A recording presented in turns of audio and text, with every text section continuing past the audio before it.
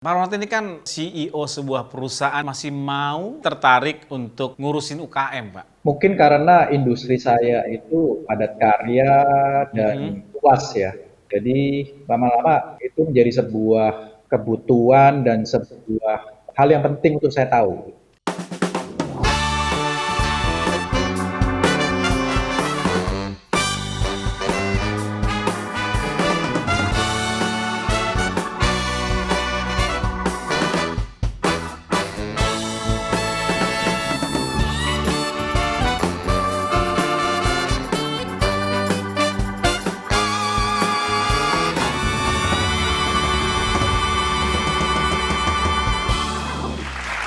Oke, halo apa kabar? Hari ini kita berjumpa lagi dalam Talk to Me episode kali ini. Saya akan berbincang dengan seseorang yang punya punya niat baik sekali untuk pengembangan usaha kecil menengah di Indonesia. Kalau sahabat tahu bahwa UKM di Indonesia potensinya sangat besar ya. Beliau adalah CEO dari Wismilak. Kemudian beliau juga salah satu ketua UKM di Apindo. Dan tanpa berpanjang lebar, hari ini saya akan temui Anda dengan seorang yang gigih memperjuangkan UKM di Indonesia, yaitu Bapak Ronald Wala. Halo Pak Ronald, apa Selamat kabar? sore, terima kasih kesempatannya. Kabar Iya Pak baik, Ronald, saya yang terima kasih sehat karena semuanya. Bapak sudah menyiapkan waktu di tengah kesibukan yang luar biasa. Bagaimana Pak? Tips pertama Bapak memanage waktu Bapak? Tipsnya ya, jadi Iya, memang harus disiplin ya. oke. Jadi sekarang ada yang membantu saya untuk memasukkan ke kalender. Jadi kalau zaman dulu mungkin zaman orang tua kami gitu pakai manual apa namanya agenda buku agenda apa namanya waktu itu gitu kan. Kalau sekarang kan sudah elektronik. Jadi kalender di iPad saya itu cukup cukup ribet melihatnya. Tapi terstruktur. Jadi itu salah satu kunci utama atau kunci utama kali ya. Itu nomor dua jadi ya. Jadi yang pertama harus bisa Disiplin. memfilter dan memprioritaskan gitu ya. Di situ itu faktor disiplin ya. Eh, Mana yang kapan dilakukan apa gitu ya. Terus dan pastikan masuk ke kalender dengan benar gitu.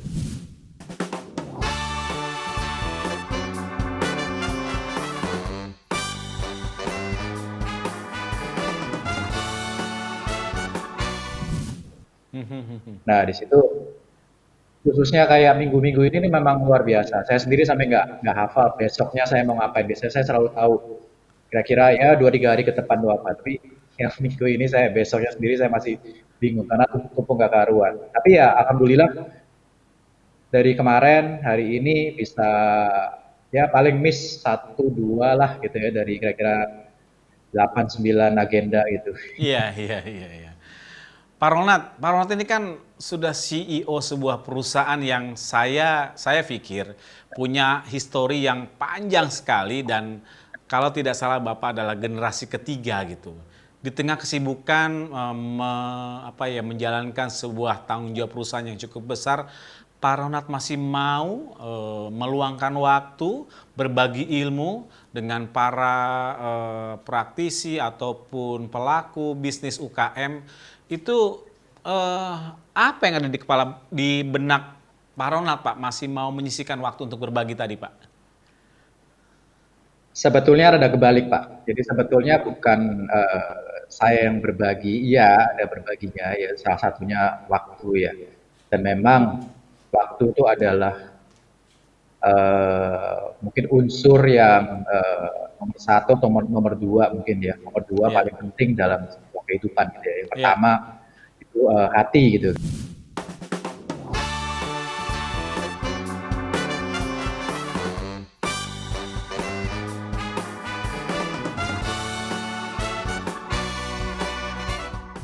Nah, justru saya berkecimpung di UKM ini, saya belajar banyak sekali, Pak. Oke. banyak sekali. Jadi mungkin kalau dulu kita belajar untuk hidup gitu ya, ada dari apa ya waktu sekolah gitu ya, di SMP, kuliah gitu. Tapi kalau sekarang hidup untuk belajar gitu, Pak.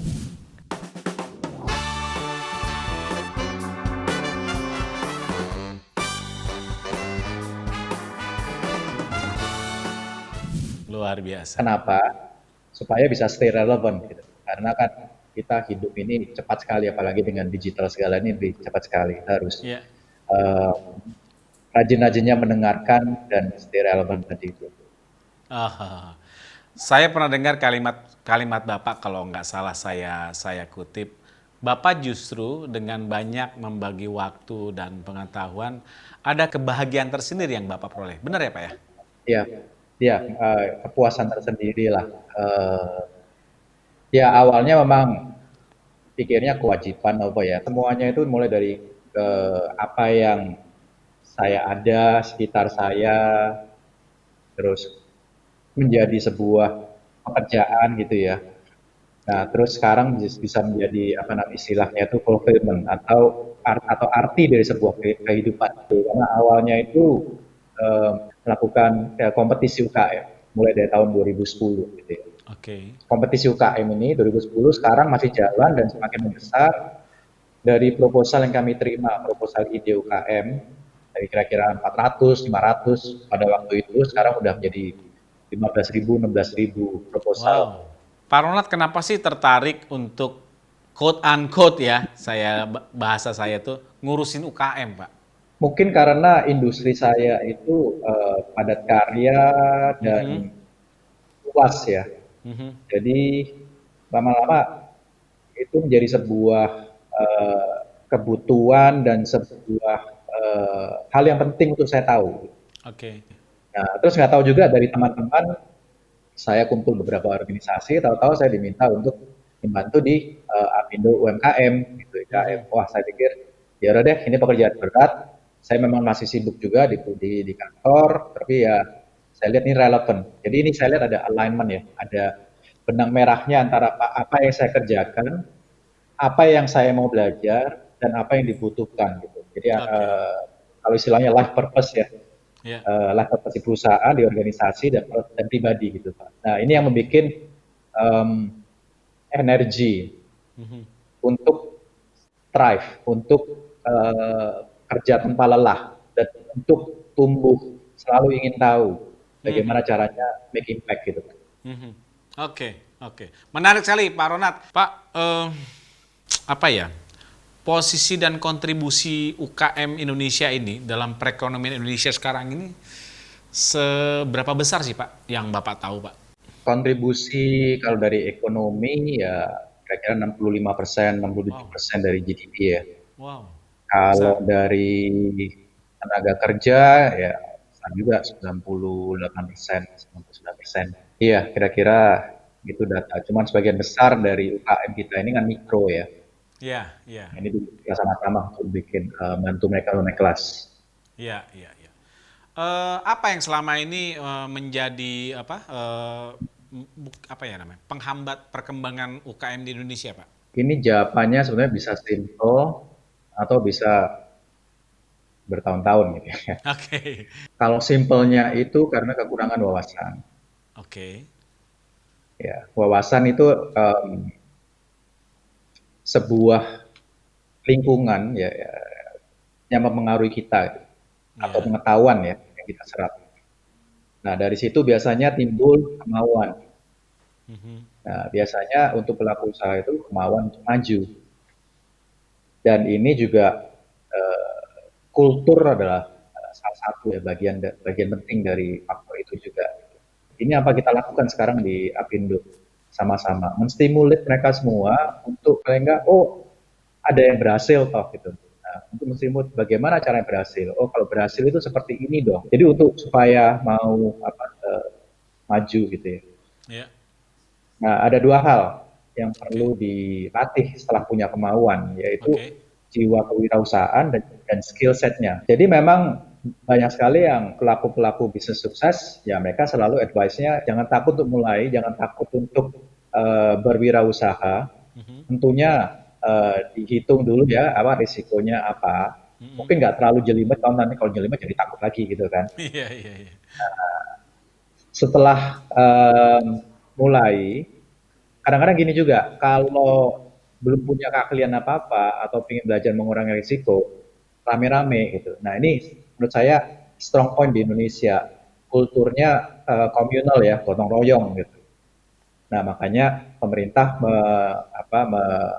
meningkatkan skema koperasi gitu ya. Jadi maksudnya supaya bisa bersama-sama meraih sukses gitu. Nah setelah itu didampingi, tentunya nggak ada setelah ya, karena pendampingan itu harus terus menerus gitu. Sama aja kayak saya sekarang di UKM itu sebetulnya mereka yang mendampingin saya, kebalikannya. Saya cuma share apa yang saya tahu, tapi saya nggak tahu apa yang mereka tahu. Nah ini saya banyak input juga dari mereka gitu. Hmm, hmm, hmm. Nah sambil jalan itu pasti ada kegagalan, tapi pasti ada kesuksesan gitu kan, pasti ada keberhasilan. Secara statistik, secara histori, sukses story itu semua orang yang berhasil itu kerjanya luar biasa itu. Terus untuk belajar, kemauan untuk belajar semakin rodanya semakin cepat. Nah ini adalah tugas kita bersama, nggak bisa sendiri-sendiri. Nah ini menurut saya yang masalah di negara kita tercinta ini semuanya melakukannya sendiri-sendiri, kurang terintegrasi. Menurut Bapak mewakili Apindo di bidang UKM, apa yang mestinya harus dilakukan oleh negara ini dalam hal ini pemerintah supaya UKM ini punya sinergitas yang bagus, Pak, gitu? Harus memiliki common goal. Iya, Mulai dari satu dulu ya, Man. iya, Tapi sering kita udah tahu nih anunya maunya apa, naik kelas gitu kan, iya. target tuh bonus demografi tahun 2030, 2045. Cuman karena masalahnya kalau di pemerintah itu playernya kan banyak sekali ya, dari Mhm, pusat sampai otonomi di daerah. Jadi mhm, sering sinergitas dari mereka itu kurang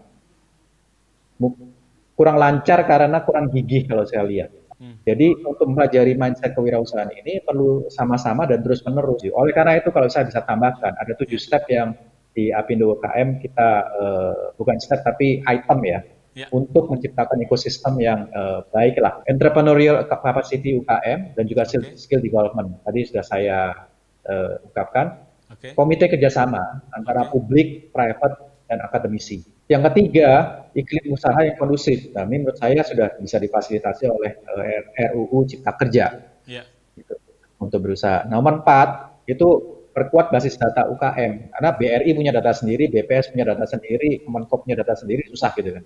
ya. Nah, ini perlu untuk apa pendataan ini? Untuk salah satunya pendanaan. Nah, kenapa kan kita sering mendengar bahwa penyaluran kredit UKM itu eh, tidak lancar gitu. Mhm. Kenapa ya? Karena risiko. Nah, risiko ini bisa dikurangi dengan adanya sebuah credit scoring. Seperti yang kayak di China itu Alibaba mereka kan punya Ant Financial gitu ya. Gitu. Credit scoring itu nomor 5. Nomor 6 itu jaringan kemitraan. Tadi saya sempat sebut. Nah, Ya, tentunya banyak perusahaan besar yang melakukan pembinaan atau kemitraan itu kadang juga nggak bisa jalan lancar karena eh, kan nggak bisa ngawasin terus menerus gitu UKM-nya kan. betul. Kita kan ada project, tolong kerjakan. Nah di sini ini sebetulnya perlu peran pemerintah juga dari bupatinya atau pak lurahnya ikut memonitor. Nah yang terakhir hasil dari semua itu yaitu produk dan servisnya. Hasil dari produk servis ini kalau kita menyebutnya itu ada kultural dan kreatif market. Gitu. Mungkin kalau kita ke negara-negara yang lumayan bagus ya, mungkin Jepang, Singapura, atau mungkin nggak jauh-jauh di Bali lah. Mhm. Di Bali kan ada kayak pasar Sukowati, Sukowati, ada ya ada Pak ada Krishna gitu ya, Krisna. Joget gitu, gitu Mhm, kan. mhm. Ya. Nah, itu kan produk-produk unggulan setempat. Gitu. Iya, Nah, ini penting karena selain turis bisa tahu mau kemana, tapi juga menaikkan confidence rakyat di daerah tersebut bahwa kita memiliki produk unggulan. Dari situ bisa berkompetisi. Dari kita yang kita lakukan, kita melakukan Apindo UMKM Academy ini kita mempunyai 4 misi. Misi pertama menciptakan UMKM unggulan dengan cara oke. pendampingan berkelanjutan. Yang kedua, business matching, Pak. Business matching. Iya, karena saya sering sekali lihat, nah ini cuman beda berapa kilo aja, tapi padahal ini sentranya karet, satunya sentranya buat sepatu atau sandal gitu ya. Tapi mereka nggak beli gitu. Mereka malah belinya dari Jakarta gitu misalnya. Iya, iya, Kenapa iya. nggak ini gitu kan gitu loh. Ya Harusnya dihubungkan. Nah itu kolaborasi ya beda. Pak ya, justru ya. Iya, karena tadi ya kembali lagi ke mungkin terlalu silo ego sektoralnya itu ya. Iya, iya, iya, iya. Nah, tadi business matching. Yang ketiga, Terus nomor tiga, kalau UKM-nya jalan lancar, bagus, kelihatan potensi kan, investor bisa masuk. Jadi investasi, ah, crowdfunding itu misalnya bisa masuk. Sekarang sudah hmm, mulai gitu kan. hmm. Dan sebetulnya yang keempat, pendataan dari progres atau proses yang tadi itu, tiga itu. Menarik sekali. Ada 7 poin dan 4 poin terakhir. Nah, di saat pandemi COVID-19 ini kan mungkin juga banyak UKM yang mungkin terkena dampak tanpa kecuali lah ya sekarang ya. Apa yang sedang dan akan dilakukan oleh Bapak dalam konteks tadi Apindo terhadap UKM supaya mereka mampu bertahan bahkan bisa keluar dari lubang jarum yang kecil itu, Pak? Iya, jadi tadi kan saya singgung pendampingan yang berkelanjutan ya. Jadi mulai 17 Juni kemarin kita launching eh, Apindo UMKM Academy, Apindo AUA, UMKM Academy. Oke. Academy, iya AUA. Jadi ini adalah sebuah platform. Kita ada webinar inspirasi, Oke. kita ada webinar business knowledge ya untuk menyampaikan tips and tricks untuk bagaimana caranya survive di zaman pandemi ini. Nah, ini hasil UKM unggulan ini akan kita sampaikan ke Kemenkop, ke Smesco, ke Sarina, dan pihak-pihak yang even buat juga untuk ekspor. Kita juga bicara dengan duta besar Indonesia di luar negeri. Duta besar ini luar biasa, mereka jadi salesman UKM Indonesia semua. Hmm. Jadi kita menerima banyak input apa yang laku di negara masing-masing. Nah ini akan kita nanti business matching kan gitu Pak. Oke. Pak Ronald, saya melipir dulu ke pertanyaan lain. Kepedulian dan komitmen Bapak untuk membantu para pengusaha kecil atau UKM ini, menurut hemat saya, pasti nggak lepas dari nilai-nilai yang pernah Pak Ronald dapat dari orang tua tentunya Pak ya. Gitu. Bisa nggak sih Pak ceritain sedikit apa nilai-nilai apa sih Pak yang Bapak bisa ambil sehingga kita nih bisa belajar bahwa ayo peduli, ayo berbagi. Nilai apa Pak yang Bapak pernah ketanam lah dari orang tua Arona sendiri? Jadi ya memang betul nilai-nilai itu sangat impactful ya, sangat Ya. penting buat saya. Dulu waktu kecil saya sering mendengar nilai-nilai itu semua, tapi saya belum ngerti juga gitu ya. Saya pikir ya klise semuanya gitu. Tapi Ya. semakin dewasa, semakin tahulah pentingnya gitu. Ya. Jadi sebetulnya ini filosofi dasar yang juga tertanamkan di perusahaan kami. Ini sampai saya tulis di frame yang di belakang saya ini adalah filosofi dasar, Oke. ada values ya nilai-nilai itu, ada purpose statement, ada behavior, caranya gimana. Mungkin saya boleh, Oh, itu dia ya. nah itu. Jadi Oke.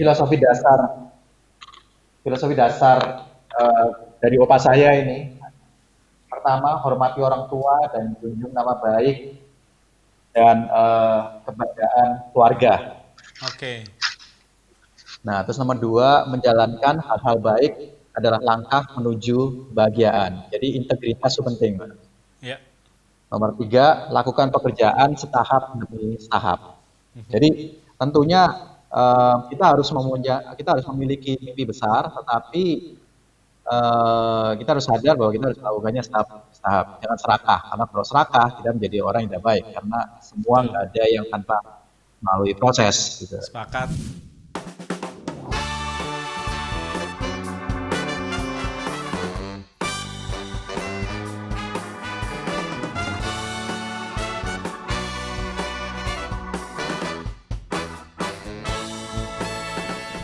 Nah, kalau mengenai nilai-nilai, ya ini pertama bersama meraih sukses. Jadi kita namanya BMS ya, BMS. BMS. Ya, bersama meraih sukses. Dan kebetulan itu BMS juga yang pertama. Gitu. Terus yang nomor dua, memiliki integritas tinggi. M. Jadi integritas itu kita harus jujur, berbuat baik, dan lain sebagainya, konsisten dalam waktu yang lama. Nah ini untuk menumbuhkan trust. Ya. Nah terus yang terakhir, yang ketiga, semangat continuous improvement. Jadi harus selalu keinginan belajar dan tumbuh, punya kemauan untuk tumbuh. Nah ini pada dasarnya kita kalau tumbuh untuk orang lain, nah itu akan nggak capek-capek kita untuk belajar hal-hal baru. Hmm. Nah, salah satu saya kira juga ada namanya tujuh behavior ya, tujuh perilaku ya, implementasi dari nilai tadi itu. Saya nggak akan sebutkan semuanya, tapi salah satunya nomor satu itu empati. Empati.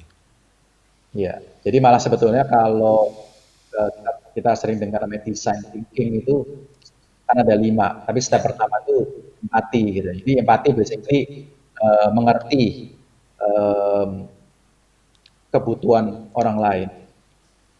Ya. Jadi kalau kita mengerti bukan hanya kebutuhan material ya, tapi Ya. juga psychological gitu. Nah ini di dunia bisnis atau UKM sangat penting. Sangat penting. Zaman sekarang konsumsi turun, barang yang terjual juga jenisnya berkurang jenisnya, tetapi kita manusia kita tetap ya pun di rumah membutuhkan barang-barang baru, jadi bosan juga kalau itu aja. Jadi sebetulnya kalau kita sering dengar keripik lah yang laku, baju radis, nah kita butuh keripik-keripik baru contohnya. Ya. Atau mungkin yang ada juga pelaku UKM mitra kami, dia jualan coklat. Nah, dalam pandemi ini dia menambahkan probiotik ke coklat tersebut dengan kerjasama dengan sebuah universitas. Gitu. Hmm. Laku Pak, laku keras. Karena untuk Hmm. kesehatan. Iya, iya, iya, iya. Nah, disinilah pada waktu pandemi ini, ada waktu dan internet juga ada, um, mendengarkan YouTube, aktif untuk webinar juga, gitu ya. Tentunya di luar jam kerja atau waktu nganggur ya, waktu bisa lah, waktu bisa belajar. Rajin-rajinnya untuk connect, untuk menyerap, melihat hal-hal potensi ya, Oke, luar biasa. opportunity. Pak Ronald, saya belum cukup ngobrol banyak tentang value ataupun bagaimana mendampingi para UKM, pelaku UKM di Indonesia supaya bisa menciptakan produk yang unggul. Saya terima kasih episode kali ini Pak Ronald sudah berbagi banyak sekali. Mudah-mudahan para pelaku UKM ataupun sahabat-sahabat semua yang menyaksikan acara Talk to Me di episode kali ini bisa mengambil sarinya dan bisa kita terapkan di kehidupan kita sehari-hari. Pak Ronald, terima kasih. Semoga Pak Ronald terus sehat, usahanya maju, terus bisa mendampingi para pelaku UKM di Indonesia untuk bisa menciptakan produk yang unggul. Pak Ronald, terima kasih. Terima kasih kesempatannya, salam bersama baik sukses, dan salam sehat selalu. Amin, amin, amin. Oke. Oke sahabat, Talk to Me, itu dia tadi narasumber di episode kali ini. Semoga bermanfaat. Saya akan menghadirkan bintang tamu atau narasumber lainnya di episode selanjutnya. Saya pamit, salam.